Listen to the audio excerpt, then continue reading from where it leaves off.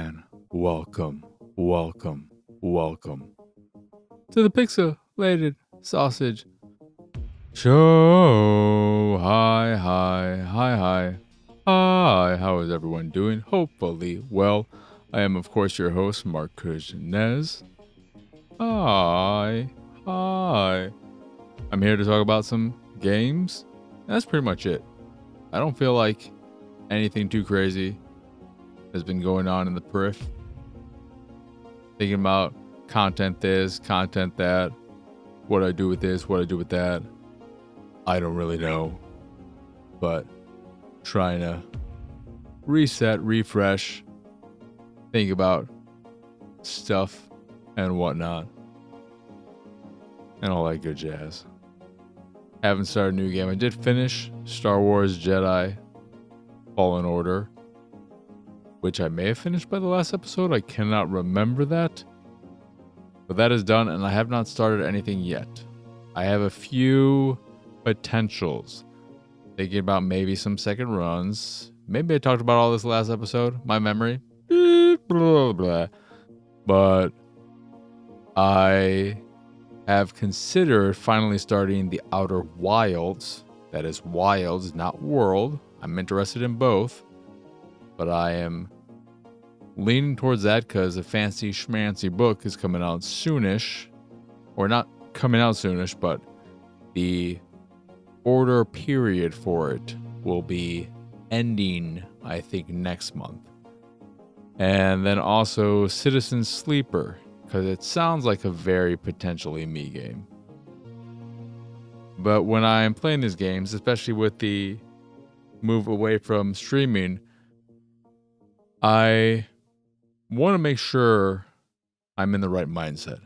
So I'm very conscious about gauging where I currently am mentally and emotionally to give potential games the best chance of being enjoyed for both me and the game, and deciding on the right type of game for now and later on in the future.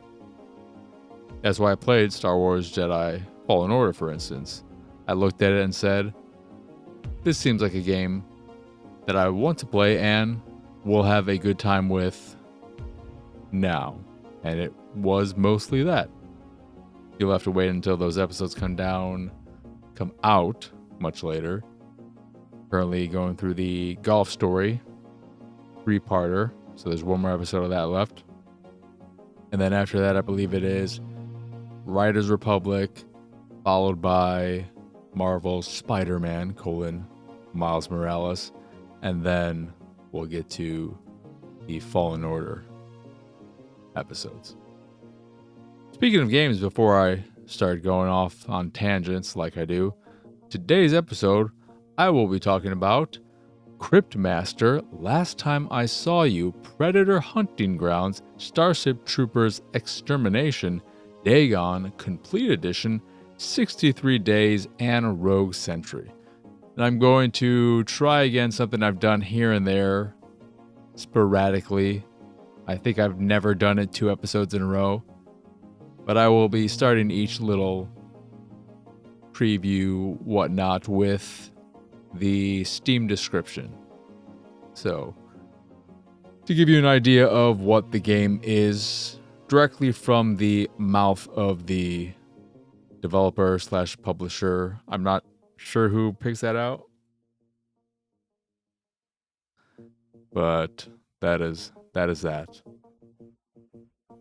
But Outer Wilds and Citizen Sleeper are on that short list. I was also thinking about the Remedy replay, which I believe I mentioned in a recent episode, if not the last episode.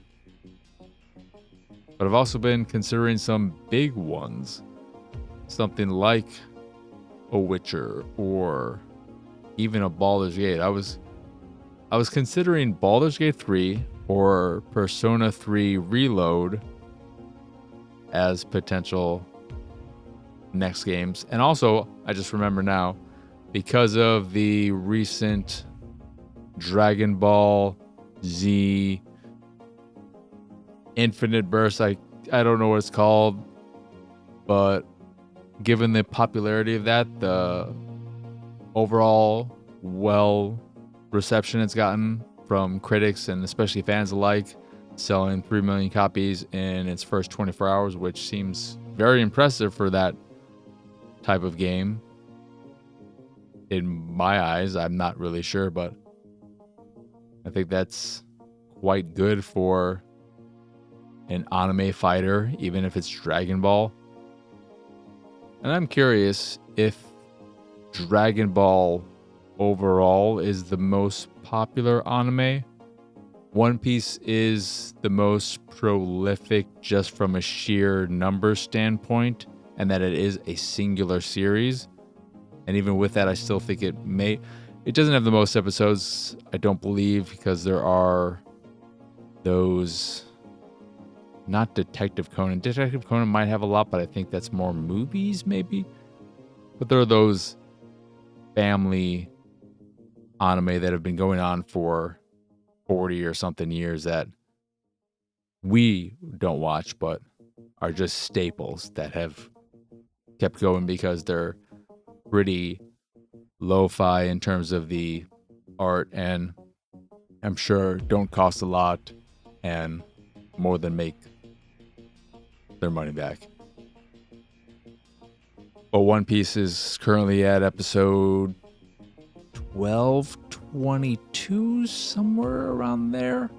I'm all up to date, but if you are a fellow One Piece watcher, then you heard the recent news, which is kind of wild in that it is taking a break for 6 or so months, I think coming back in April, which seems insane. But with the popularity of the recent Dragon Ball game and the new series that just started on Netflix, is it a Netflix thing? If it's a Netflix thing, I guess I'm going to have to pay for no ad Netflix eventually. But with all of that, Dragon Ball all up in the current business, it had me thinking, one, kind of want to rewatch all of it again, and two, maybe I'm in the right mindset to go back and start over Dragon Ball Z Kakarot. So that was another big one. But I would definitely just start playing that now while rewatching Dragon Ball. I wouldn't do what I did last time, which was rewatch all of Dragon Ball. Dragon Ball, Dragon Ball Z and Kai. I watched both of them. And GT, all of Super. And then when I started playing the game, I was like, oh, I'm just playing through this story again that I just watched twice. Maybe it wasn't a good idea to hype myself up by experiencing this story 2 times already, because I don't really want to do it again. So, not going to make that mistake again. But that's another consideration.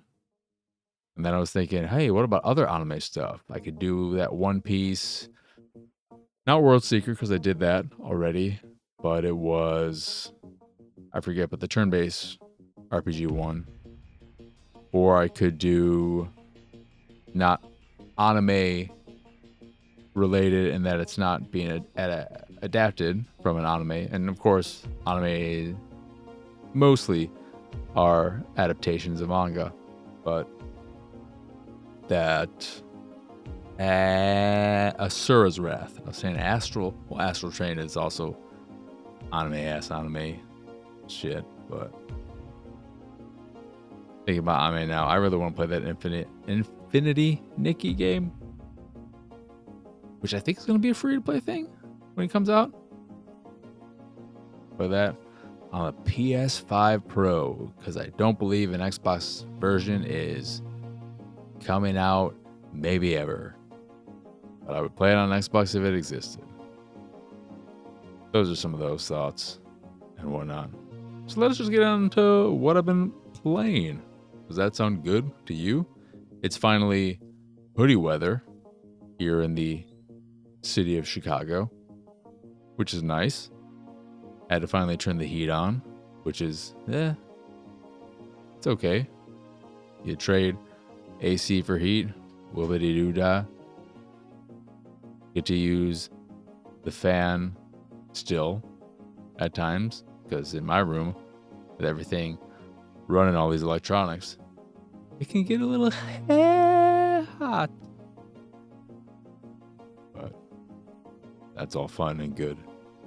Anyway, let us get on to what I've been playing, starting with Cryptmaster. And I played all these games, all of them on Xbox. Cryptmaster. Say anything in this bizarre dungeon adventure where words control everything. Fill in the blanks with text or voice to uncover lost abilities, embark on strange quests, and solve mind-bending riddles. Can you conquer the crypt and uncover the mystery at the heart of Cryptmaster? And when I think about doing this whole description stuff, I think, do we just leave it there? Or do we scroll down and go to the About Game thing and read more about it? Because what does that really tell you? It just tells you kind of maybe some of the flavor. But what Cryptmaster is a very traditional first-person dungeon crawler a la... I can't think of old ones, but I would put it into the same space as something like a Legend of Grimrock, or it's also on PC, but Nintendo handheld users, the Etrian Odyssey games, stuff of that nature, where you're moving space to space, and while you're moving to space, enemies are moving to space. You can play this in real time. There is a real-time mode, but I would definitely not recommend that, and they do not recommend that, probably for newcomers, but especially on console if you're using a gamepad. But it is a game where you are doing that dungeon crawling, moving space by space, getting a story, and the way you interact with everything is by typing or using your gamepad to select letters to interact with anything and everything. This includes opening chests, so if you come across a chest, you write chest, and then inside the chest will be some kind of item that you will be able to ask the Cryptmaster a few questions to try and get a hint of what it is. And if you're successful in figuring it out, you will get those letters from the item. I don't believe you actually get the item, but you get the letters to go and fill in some of the skills you have yet to learn for your 4 characters in your group, in your party. And when you learn these new skills, they become part of your repertoire that you can use in battle. So you might find a shield or a coin or a helmet, and you can ask the Cryptmaster, what does it look like? And he might say, oh, it's very shiny, and it's large, or it's small, or it has writing on it, and you look at it this way. I was gonna give an answer for another question and ask him to remember, which I look at those interactions as being the most important things to ask them are the look and to remember. And then if you still can't figure it out, then you can have them feel it, taste it, smell it, to maybe give you an idea. But when you ask them to remember something, you might say, oh, there's all this little text on it, and I remember these being very useful, especially for helping you find your way. Oh, it's a map. And you'll see the letter. So a lot of the game feels very Hangman, but also Wheel of Fortune, where you're getting these hints and then you are trying to figure it out. Except for unlike Hangman or Wheel of Fortune, you don't get a number of shots and then if you got a right letter, it'll tell you that. You don't get any of that. You just have to figure it out from the clues. But you do this as well in combat. Once you learn a few skills, you'll have something like hit, guard, yell for a buff. Yeah, that's the word I was looking for, not a power. I mean, technically you could say power boost. But various buffs you have in your group. A warrior, a thief, a fucking merchant dude, I don't know what he is, and then a mage type. But he's doing all this in a monochromatic setting that is very, very pretty. I like the look of the game a lot. And you have this Cryptmaster who can be pretty cheeky You tie yourself to him pretty early on by getting this stone, and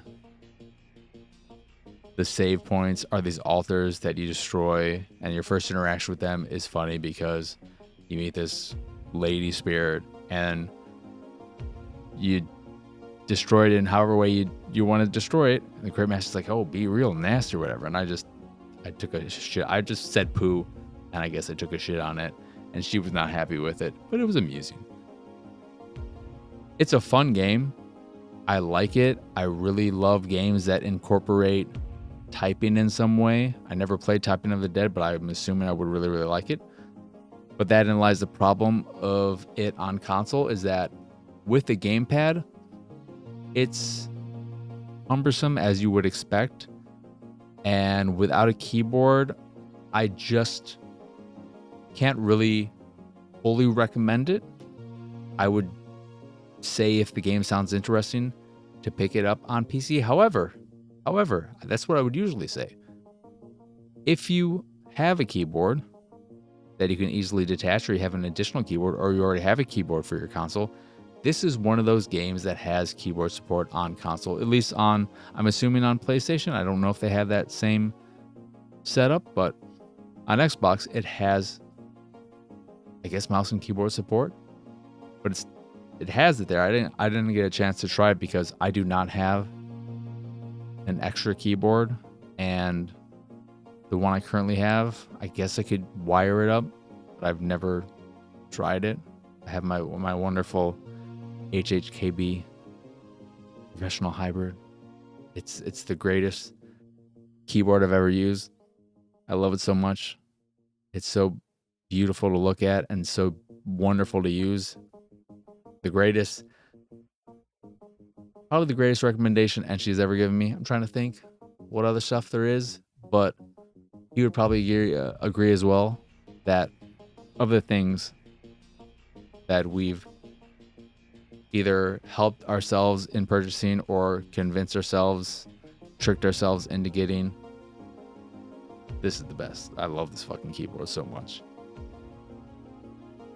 But it is very much a keyboard game, so I just want to keep that in mind. But if you like these first-person dungeon crawling games, you enjoy typing and playing around with words, it's pretty fun.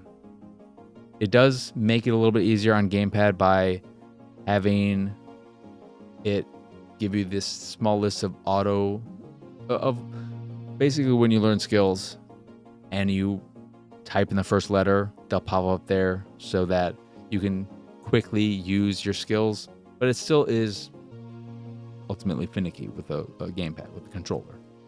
But that is Cryptmaster. Next, we have Last Time I Saw You. First loves, family issues, yokai. Last Time I Saw You is a coming-of-age adventure set in 1980s Japan. Explore a haunted forest hiding a terrible secret and interact with a vast cast of friendly and deceitful characters in this beautifully hand-drawn story with some light action elements.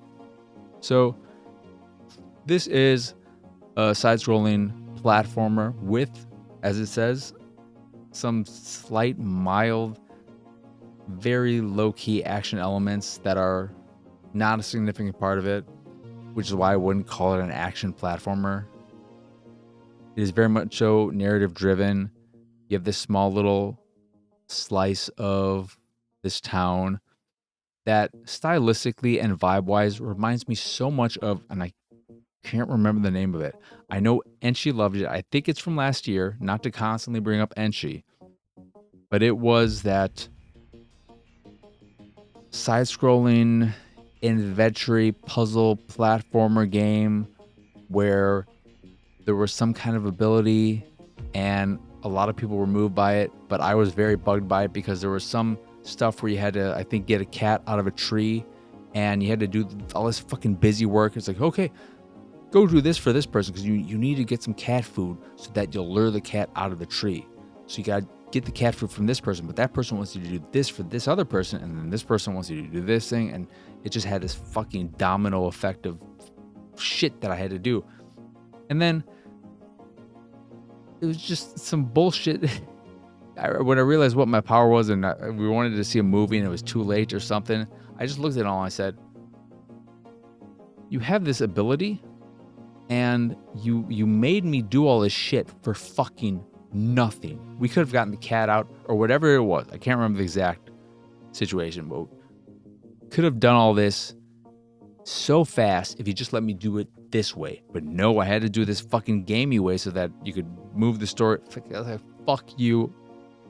This is bullshit. I'm out. And I never played any more of that game. And I know a lot of people love that game. Like I said, Enchi, I think, had it in his top 5, maybe top 3. I just can't remember the name of it. And every title I want to think of is some Makoto Shinkai movie. Like Place Beyond the Pines or some Place Beyond the Pines, I think it was that Ryan Gosling one. Place Beyond. Doesn't matter. Last time I saw you is really well animated. I wish there was more animation in it, but the art itself is very lovely. And this says a lot coming from me. I think this is a very well written story. So much so that, because everything happens during the day and you move on to the way you progress is through days. In each and every day, because I'm probably about a few hours in, I don't think it's going to be an incredibly long game. But every single day, I will exhaust every single bit of dialogue I can. Even with characters who I know won't affect the story or move anything forward. Because you have your little diary that shows you what you have to do and who you have to interact with to progress. And I will just talk to everyone who I can because I think the story is, and then the dialogue is that well written, especially for a game. But just in general, I think it's a very well written game. And it's beautiful, solid soundtrack. Gameplay wise though, it's very unengaging. It's not, if you just look at it from a gameplay standpoint, it's not super exciting platforming. There's no real challenge there. There's not a lot of puzzles that you have to figure out in an adventure type way. The action, when it is there, is very basic, very easy to deal with. So it is very much so all there very lightly to push the story forward. And I'm okay with that because I find the story that engaging. My one issue, and I've only had this one time though, is that there is a point where you're trying to learn more about this ethereal young girl, a few years older than you. You're probably around 10, 11. And you're trying to figure out who this girl is who's been in your dreams every day for a few weeks. And when this typhoon hits and there's more stuff coming on the way, there's this curse you have to deal with.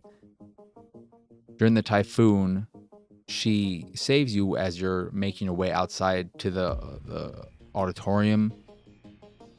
And when you want to learn more about her, you're going through and talking to various people. And then eventually you have to talk to these punks about her or about getting some kind of information.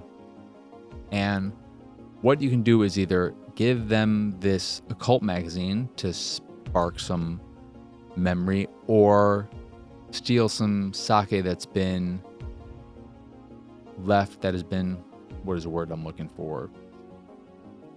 Why is obeyed coming to my mind? That has been left on a person's grave, an offering.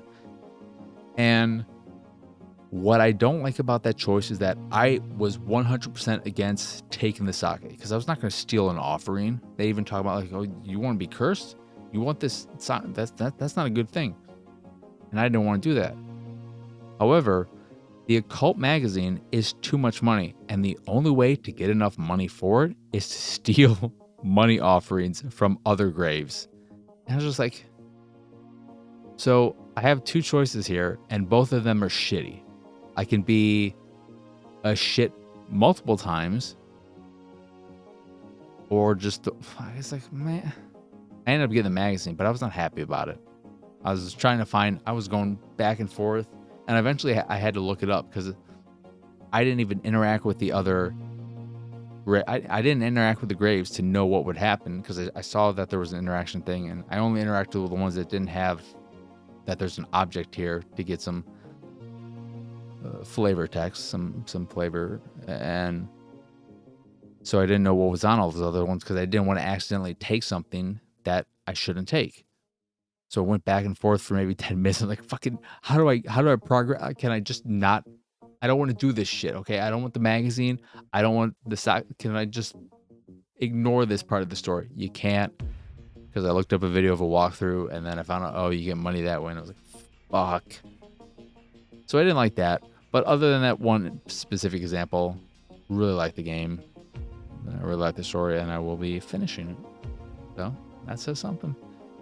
That is, again, Last Time I Saw You. Next is Predator Hunting Grounds. Hunt or be hunted in this asymmetrical multiplayer shooter that pits man against predator. As part of a fire team, complete missions before the predator finds you, or be the predator and hunt your prey. So, this is a Predator game, of course, from Ilphonic, makers of various horror-themed ones. And this is one I was always excited about and wanted to play since it was announced because it looked different. The thing that bugs me about all of these horror-based ones, like Friday the 13th, Texas Chainsaw Massacres, maybe the Killer Clowns from Outer Space, I believe, is the most recent one. But I don't know how successful that has been. It seems like Texas Chainsaw Massacre has done relatively well. And I got an email about it winning best game at the Chainsaw Awards, some horror convention. I was just like, oh, really? The Texas Chainsaw Massacre game won the best game award at fucking who gives a shit? It's like Kirby, the Forgotten Land, whatever that most recent one, winning the Kirby Award for best Kirby game. Okay, congratulations. But the thing about all those games is that there's not that much to differentiate between them outside of the license. And to that extent, it feels like, what is really the point?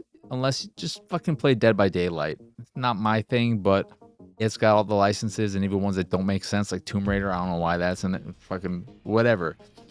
Dead by Daylight feels like the Fortnite of horror asymmetrical games. But Predator is different. Predator, you're playing as a predator and going after these mercenaries, or you're playing as this group of 4 mercenaries who have guns and ways of defending themselves, who are going on these various missions, have these objectives to complete while trying to avoid the predator at the same time. I, in playing a bit of it, really like it.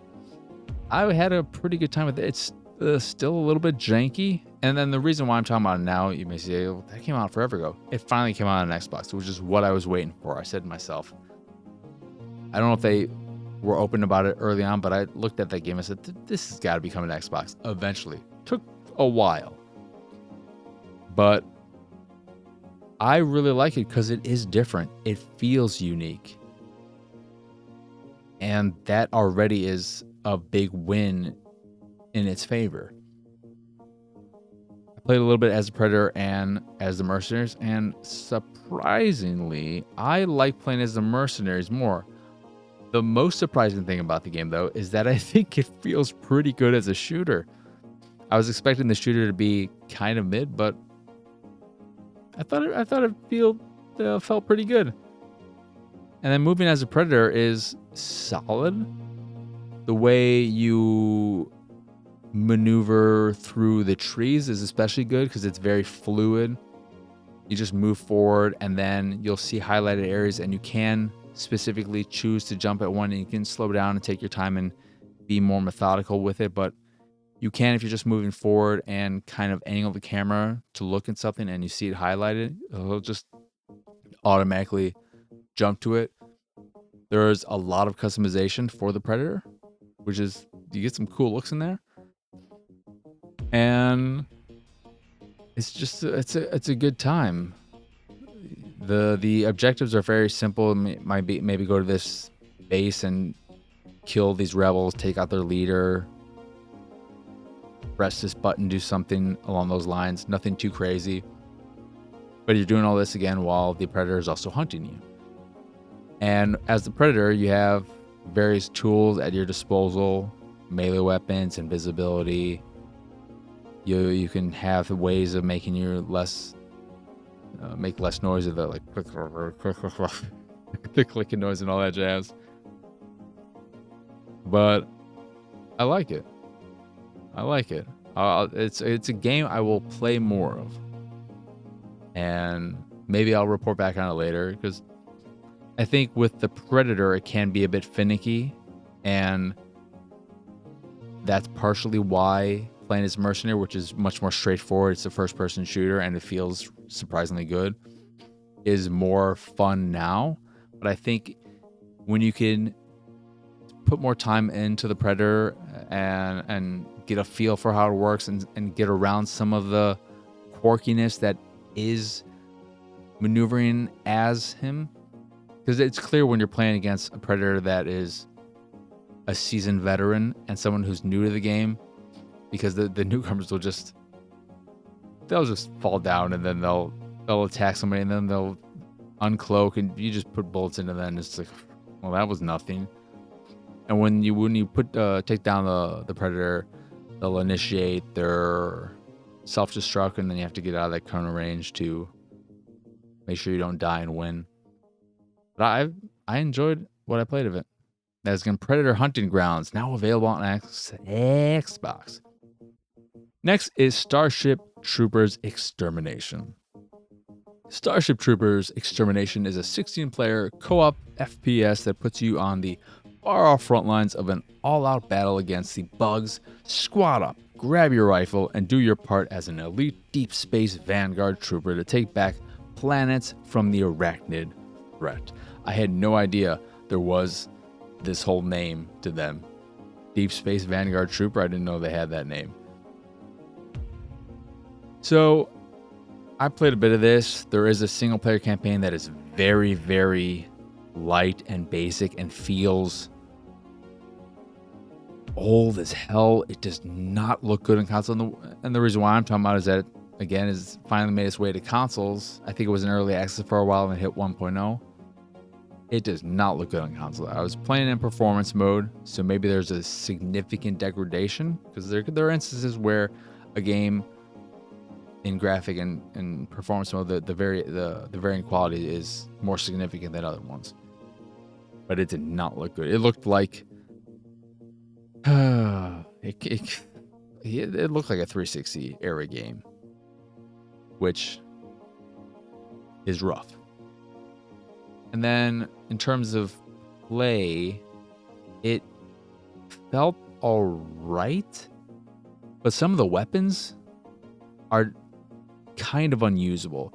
Your main default weapon with the default class is this giant fucking assault rifle that has 200 bullets in a clip, but it takes up, when idling, when not firing, probably about 20% of the screen. And then when you're firing it and it's recoiling, it maybe takes up almost a quarter. Like, it fucking makes it so hard to actually see what the fuck is going on, even what you're shooting at, because it's just so, it takes up so much screen real estate. It's insane. Other guns are different, but the fact that even, like, I don't think any gun should take out that much. Make other reasons why it's unusable. Give it other handicaps. But then game is just, it does not feel fully baked. Whether playing in single player or online, the enemy bugs will just kind of move 5-10 feet without any kind of animation. When they're burrowing underground, sometimes they'll just disappear or appear instead of having that animation. And that could be some kind of just not fully baked thing. Could be a server thing. I'm not sure. But it's just janky and rough around the edges. There's this whole building aspect. So what you're doing online is going through and complete some objectives until you want to get to this base, and then you build up your defenses for the big assault by the bugs. And when you do the tutorial and you're learning about building, it's very much so a case of, holy shit, this is a lot of crap. And if I have to do this when I'm playing by myself, it's going to suck. Because the way you build is that you put up you set up the layout. So you'll have all these different things, walls and whatnot. And you set up how you want everything to go. And then you switch to your actual build mode. And then you start to build each piece one by one. So you're not just selecting something and then it builds after you place it. You place everything and then you switch to a different mode. And then you fucking build everything one by one by one. When you're playing with 16 other people, somebody could be laying everything out while others are building the pieces one by one. And you can multitask and make it a lot more streamlined, which is nice.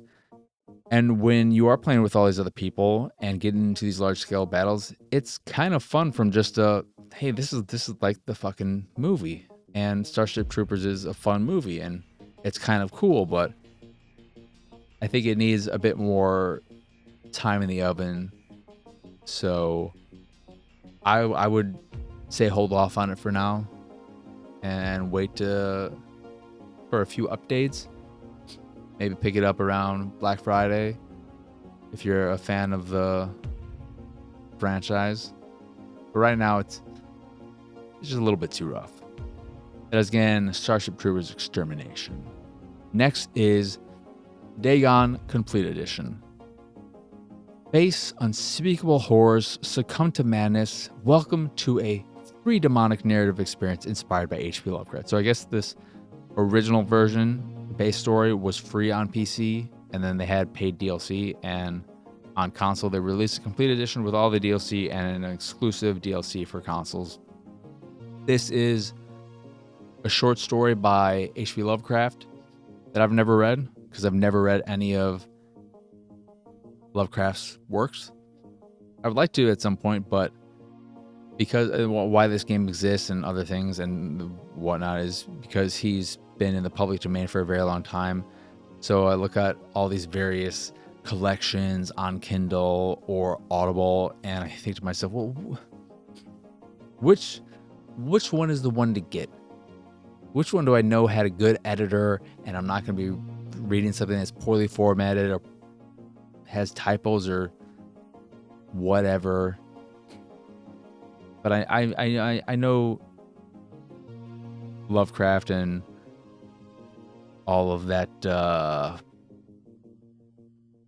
not Necronomicon, the fucking Cthulhu and stuff like that. I know of him and his stuff. Anyway, this is a first-person game and has various DLC that touches upon some of other H.P. Lovecraft, either kind of personal thought stuff or whatnot. But it is very much so a way of experience and story, and I'm assuming all of the narration is from the story directly. Very well acted. The voice acting is pretty solid. And what you're doing, at least in the main story, is going through these scenes, and you'll get a bit of narration, and then you look around the area, and there may be some trivia and clues to find that will give you a bit of information about H.P. Lovecraft or some of his stuff, or things of the time like the origin of morphine, or why the Germans use the flag of the Sioux, something or other. But it's just, here's a scene, look around it. You can't move. You can't move around in the space at all. You just look around it in this very small window, in a small little space. And then there will be a circle that you look at and you interact with. It'll give you basically like a fast forward icon. and that'll transition you to the next scene, and you get some additional narration. So it is just a visual way of experiencing this short story, and then the DLC, some additional stories. So if you're looking for something that is going to be very exciting or engaging from a gameplay standpoint, that's not this. But if you like H.P. Lovecraft and would like to experience his stories in a visual way, it's kind of neat. I think it does a solid job of letting you experience these stories in a slightly interactive and visual way. But that's all there really is to it. So that's, again, Dagon Complete Edition. Then we have 63 Days. Coming of age as a part of the first generation born free, World War II stripped me of my family, home, and future.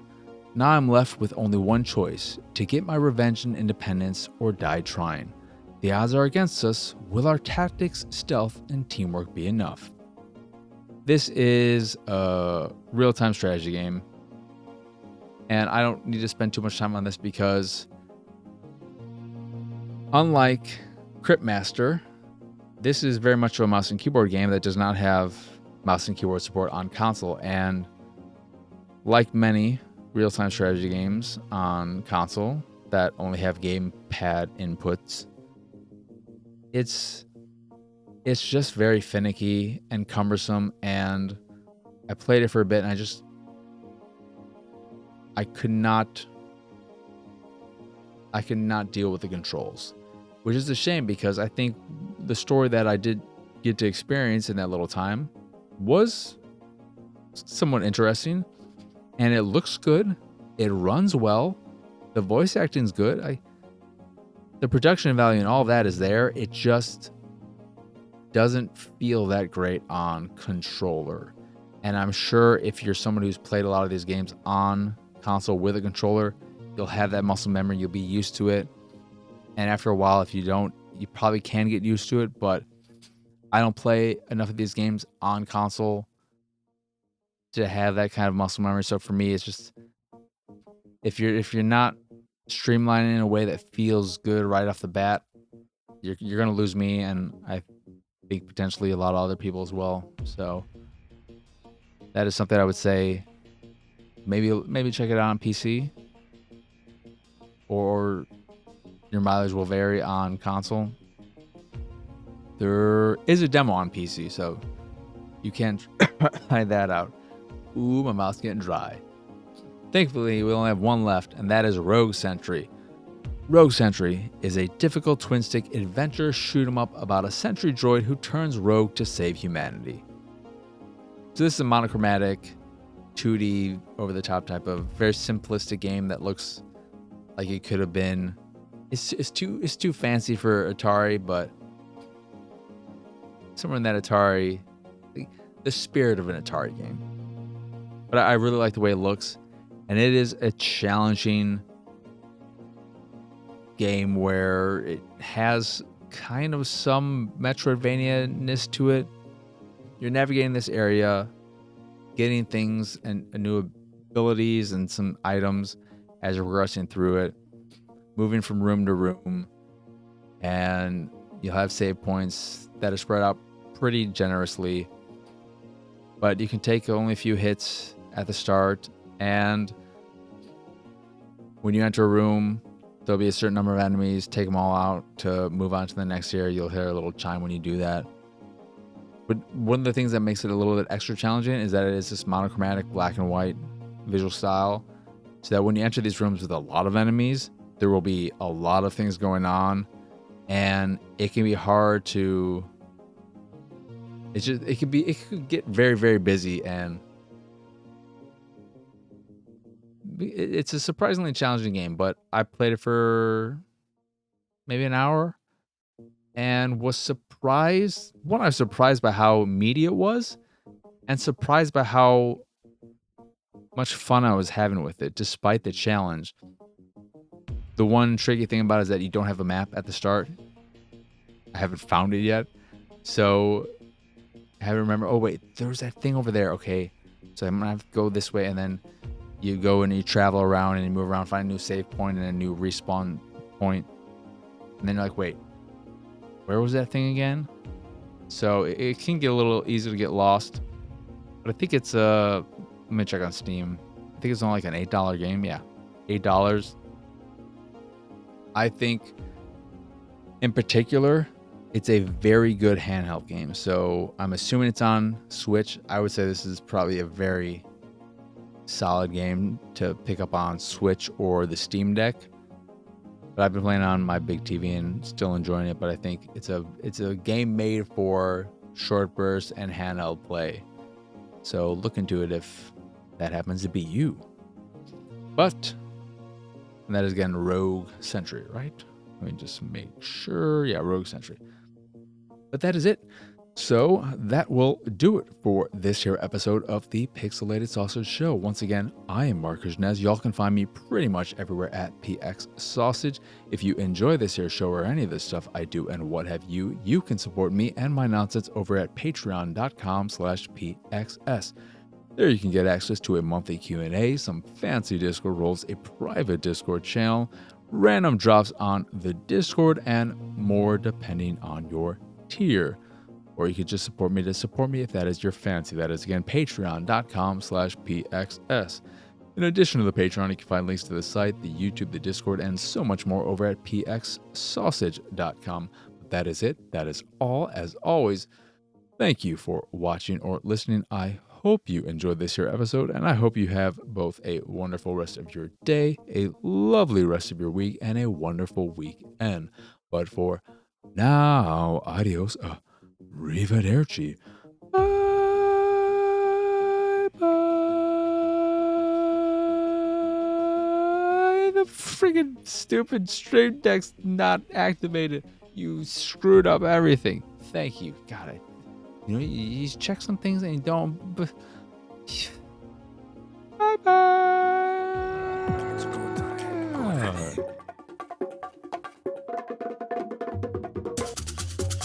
It's go time.